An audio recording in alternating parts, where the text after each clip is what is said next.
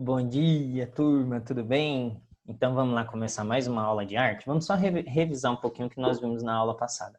Na aula passada nós falamos sobre a importância da arte figurativa, ou seja, uma arte que tem figuras. Por quê?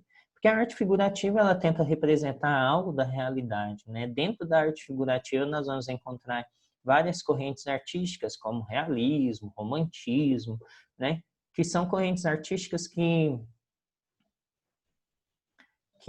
nos fazem ver a realidade com os olhos dos artistas. Hoje nós vamos falar um pouquinho sobre a arte não figurativa, ou seja, a arte abstrata. A arte abstrata, ela normalmente ela é uma composição não muito fidedigna à realidade, tá? E a gente vai entender um pouquinho sobre essa questão. Quando a gente fala de abstrato, nós estamos nos referindo àquelas coisas que fogem da figuração, que fogem da realidade, onde a figura chama a atenção e é o que transforma, né, a imagem. Já na figurativa, nós não vamos ter uma figura específica.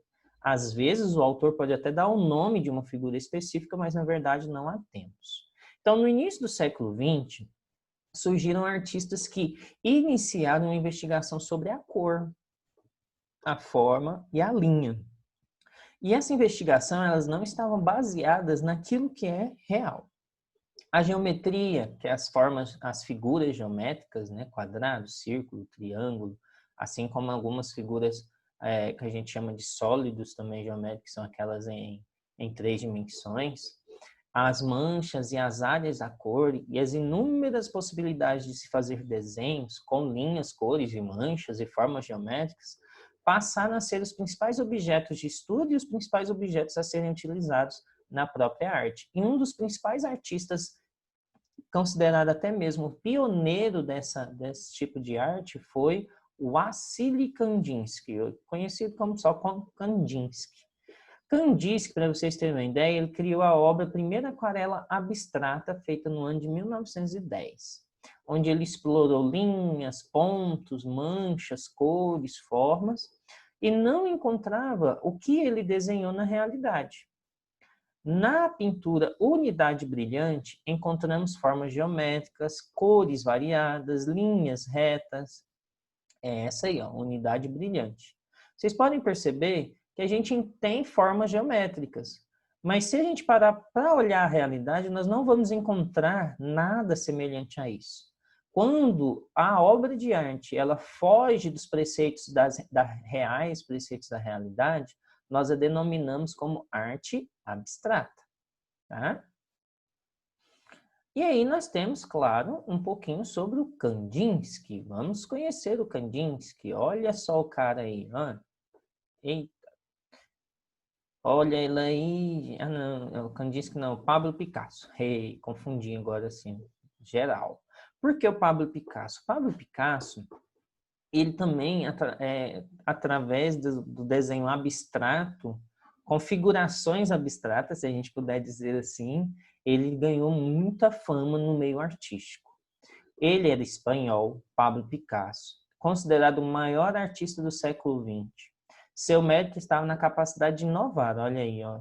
Por isso que o tio falou, né? Um figurativo abstrato. O estilo de arte, sem ter medo de quebrar padrões. Os artistas russos trabalharam muito a arte abstrata, o Kandinsky.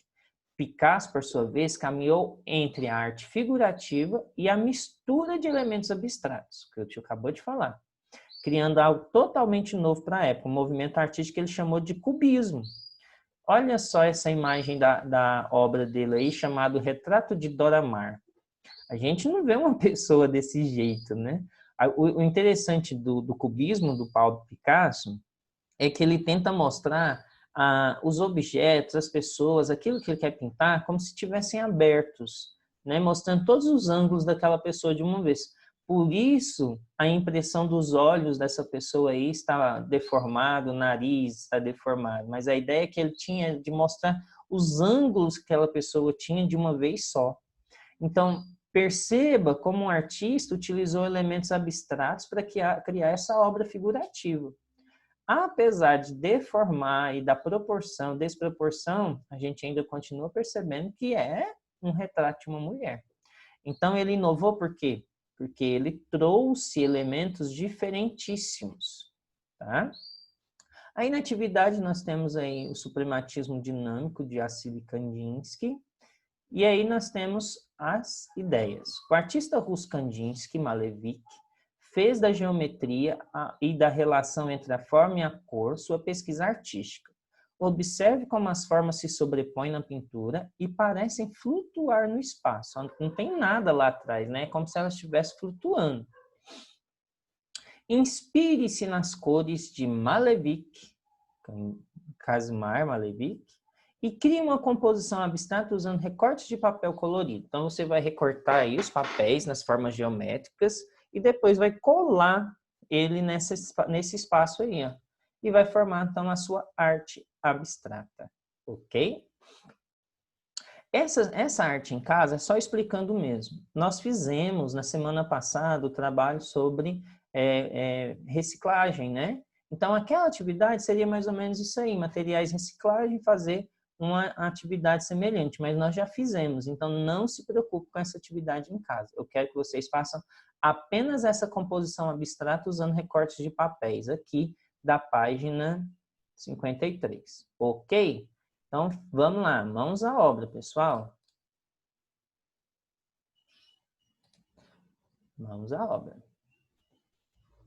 Mãos à obra. Travou tudo aqui.